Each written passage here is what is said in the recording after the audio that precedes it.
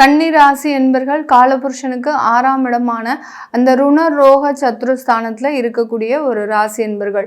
இந்த ராசி என்பர்களுக்கு பார்த்தீங்கன்னா எப்போதுமே ஒரு போராட்டமான ஒரு குணம் அப்படின்றது இருக்கும். அதாவது எதுலேயுமே எளிதாக சில விஷயத்தை இவர்கள் அடையவே முடியாது. நிறைய போராடணும். இவர்கள் ஏதாவது ஒரு அச்சீவ் பண்ணணும் அப்படின்னு நினச்சாங்கன்னா அந்த ஒரு விஷயத்துக்காக நிறைய எஃபர்ட் போடணும். அந்த எஃபர்ட்லேருந்து தான் கிடைக்கக்கூடிய ஒரு வெற்றியாக இந்த கன்னி ராசி என்பர்களுக்கு இருக்கும். இப்படிப்பட்ட இந்த கன்னி ராசி என்பர்களுக்கு உங்களுடைய ராசி அதிபதியே 3ஆம் இடத்துல வக்ர தன்மையோட இருக்கிறார். 3ஆம் இடம்ன்றது உபஜயஸ்தானம், தைரிய வீரிய ஸ்தானம். இந்த இடத்துல உங்களுடைய ராசி அதிபதியே வக்ரமாக இருக்கிறதுனால எப்போதுமே ரொம்ப சைலண்டா சில வேலையை செய்யக்கூடிய இந்த கன்னி ராசி என்பர்கள் இந்த மாதத்துல, இந்த நவம்பர் மாதத்துல பார்த்தீங்கன்னா ரொம்ப அடாவடித்தனமாக நான் இப்படிதான் செய்வேன், இப்படிதான் இருப்பேன் அப்படின்ற மாதிரியான ஒரு முரட்டு குணங்கள் உங்களுக்கு அதிகமாகிறதுக்கு உண்டான ஒரு நேரமாக இருக்கும். ஏன்னா குனிய நம்மளைய கூட்டிகிட்டே இருக்கிறாங்க, நம்ம இன்னமே குனியக்கூடாது அப்படின்ற ஒரு தெளிவான ஒரு சூழ்நிலைக்கு வரக்கூடிய ஒரு நேரமாக தான் இந்த கன்னிராசி என்பர்களுக்கு இருக்கும். இந்த கன்னிராசி என்பர்களுக்கு 11ஆம் இடத்துல குரு வக்ரத்தன்மையோடு இருக்கிறார். உச்சம் அடைந்து அந்த 11ஆம் இடத்துல இருக்கக்கூடிய அந்த குரு பகவான் தொழில் ரீதியான நல்ல வளர்ச்சிகளை கொடுக்கும். இப்போ சாஃப்ட்வேர் இண்டஸ்ட்ரீஸ், கன்சல்டன்சி இண்டஸ்ட்ரீஸ், இந்த மாதிரியான தொழில் வச்சிருக்கிறவங்களுக்கு நிறைய வாய்ப்புகள் உங்களை தேடி வருவதற்குண்டான ஒரு நேரமாக இருக்கும்.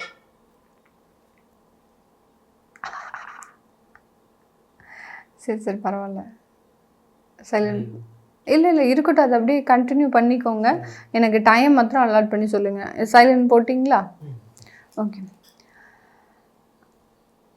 அதே சமயத்தில் இந்த கன்னி ராசி அன்பர்களுக்கு மீடியா சம்மந்தப்பட்ட தொழிலில் இருக்கக்கூடியவர்கள், அதாவது சினி இண்டஸ்ட்ரீஸில் இருக்கிறவங்க, அடுத்து பார்த்திங்கன்னா டெலிவிஷன் சீரீஸில் இருக்கக்கூடியவர்கள், இந்த மாதிரியாக அந்த மீடியா சம்மந்தப்பட்ட துறையில் இருக்கிறவங்களுக்கு நிறைய வாய்ப்புகள் இந்த காலகட்டம் வரும்.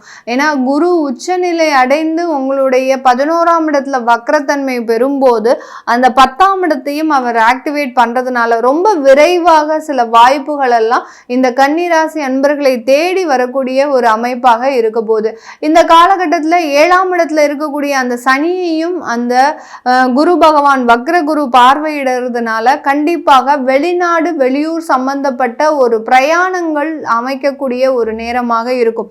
உங்களுடைய பிஸ்னஸ் சம்பந்தப்பட்ட ஒரு பிரயாணங்கள் அதிகரிக்கும்.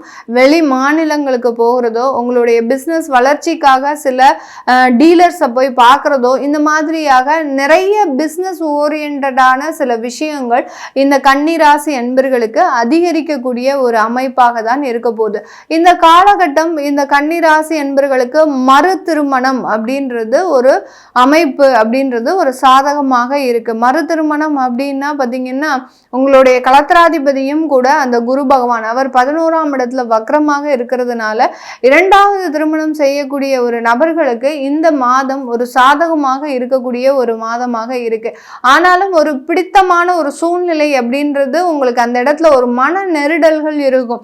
நம்ம இந்த வாழ்க்கைக்குள்ள போகலாமா வேண்டாமா அப்படின்ற ஒரு அமைப்புகள் இருக்கும். ஆனாலும் இந்த இடத்துல அதை ஒரு கன்ஃபார்மா முடிவெடுத்து நீங்க போகக்கூடிய ஒரு நேரமாக தான் இந்த கன்னிராசி என்பர்களுக்கு 2வது திருமண வாழ்க்கை ஏற்படக்கூடிய ஒரு நேரமாக இருக்க போகுது.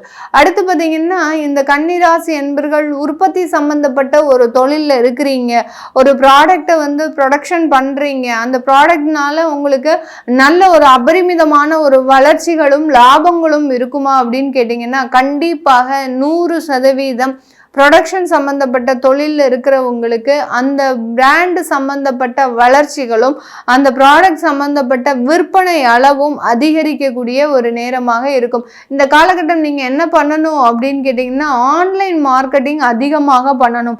ஆன்லைன் மார்க்கெட்டிங் பண்ணும்போது உங்களுடைய விற்பனை அளவு அப்படின்றது அதிகரிக்கக்கூடிய ஒரு நேரமாக இருக்க போகுது.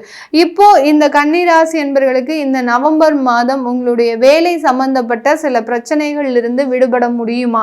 ஏன்னா நிறைய கன்னிராசி அன்பர்கள் செப்டம்பர் மாதமே வேலையை விட்டுட்டீங்க. வேலையை விட்டு ஒரு மாதம் உங்களுக்கு இஎம்ஐ கட்டுறதுக்கு கூட பணம் இல்லாமல் ஒரு பெரிய அளவுக்கு நிதி நெருக்கடியில் இருக்கக்கூடிய இந்த கன்னிராசி அன்பர்களுக்கு கண்டிப்பாக உங்களுக்கு நவம்பர் தொடக்கத்திலேயே ஒரு நல்ல ஒரு வேலை வாய்ப்புகள் கிடைப்பதற்கும், அடுத்து அந்த வேலையில் நல்ல ஒரு அங்கீகாரம், மதிப்பு, மரியாதை இந்த மாதிரியான ஒரு நல்ல ஒரு முன்னேற்றங்களை அடைவதற்கும் உண்டான ஒரு நேரமாக தான் இருக்கும். ஏன் அப்படின்னா அந்த வக்ர கிரகங்கள் எல்லாமே ஒன்று சேர்ந்துரும். இப்போ பார்த்தீங்கன்னா ராகு 6ஆம் இடத்துல இருக்கிறார், சனி 7ஆம் இடத்துல இருக்கிறார். இந்த ராகுவும் சனியும் ஒன்று சேர்ந்துரும். அப்புறம் இங்கே கேது 12ஆம் இடத்துல இருக்கிறாரு, 11ஆம் இடத்துல குரு இருக்கிறார். இந்த குருவும் கேதுவும் ஒன்று சேர்ந்துரும். இந்த குருவினுடைய பார்வையில் புதனும், அடுத்த குருவினுடைய பார்வையில் அந்த சனியும் இருக்கிறதுனால வேலை சம்பந்தப்பட்ட நிரந்தர வளர்ச்சிகளை இந்த கன்னிராசி என்பர்கள் சந்திக்கக்கூடிய ஒரு நேரமாக இருக்கும். நிறைய கன்னிராசி என்பர்கள் என்னுடைய அலுவலகத்தில் என்னுடைய முழு எஃபர்ட்டையும் போட்டு செஞ்சுட்டு இருக்கிறேன், ஆனாலும் எனக்கு அங்கே ஒரு மதிப்பு இல்லை, போகிறவன் வரவன்லாம் என்னை சீண்டிட்டு போகிறான் அப்படின்ற அளவுக்கு நானும் ரொம்ப பொறுமையாக இருந்துட்டு இருக்கிறேன் அப்படின்ற அளவுக்கு சில பாதிப்புகள் அந்த இடத்துல இருந்தால் கூட இந்த காலகட்டத்தில் இருந்து அதற்குண்டான ஒரு நிவர்த்திகள் அப்படின்றது கண்டிப்பாக கிடைக்கக்கூடிய ஒரு தருணமாக இருக்கும்.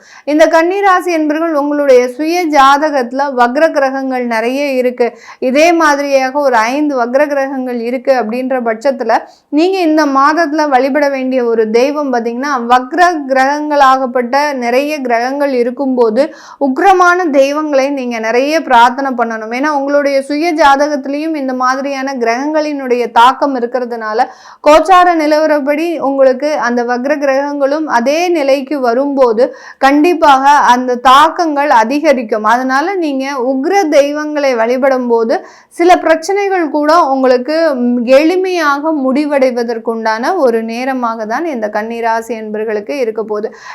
இதே மாதிரி இந்த கன்னிராசி என்பர்கள் வெளியூர் வெளிநாட்டில் இருக்கிறவங்களுக்கு உங்களுக்கு குடும்பம் ரீதியான சில பிரச்சனைகள்ல இருந்து நிவர்த்தி அடையக்கூடிய ஒரு நேரம். குடும்பத்திற்காக வெளிநாட்டில் வேலை பார்த்து அதனால கடன் ஏற்பட்டுடுச்சு அப்படின்னு சொல்லக்கூடியவர்களுக்கு அந்த கடனை நிவர்த்தி செய்வதற்குண்டான ஒரு தருணமாகவும் தான் இந்த ராசி என்பர்களுக்கு இருக்க போகுது. வெளிநாட்டில் சொந்தமாக வீடு வாங்குவதற்குண்டான ஒரு நேரமாகவும் ஒரு நல்ல அமைப்பும் இந்த காலகட்டம் இந்த ராசி என்பர்களுக்கு மிக அற்புதமான ஒரு சாதகமான ஒரு அமைப்பாக இருக்கு. இது எல்லாமே நம்ம கோச்சார நிலவரப்படி பலன்களை கணிச்சு சொல்லியிருக்கிறோம். உங்களுடைய சுய ஜாதகத்துல திசாபுத்தி பலன்களை நீங்க தெரிஞ்சுக்கணும் விருப்பப்படுறவங்க கீழே இருக்கிற நம்பருக்கு வாட்ஸ்அப்ல அப்பாயின்மெண்ட் வாங்கிக்கிட்டு நீங்க கன்சல்ட் பண்ணிக்கலாம். உங்களுடைய குழந்தைகளுக்கு ஜாதகம் எழுதணும், நியூமராலஜி படி பெயர் வைக்கணும்னு நினைக்கிறவங்களும் கீழே இருக்கிற நம்பருக்கு வாட்ஸ்அப்ல மெசேஜ் அனுப்புங்க. உங்களுக்கு உண்டான தகவல்கள் தெரிய வரும். உங்களிடமிருந்து விடைபெறுவது உங்கள் ஆஸ்ட்ரோ பூர்ணா. நன்றி, வணக்கம்.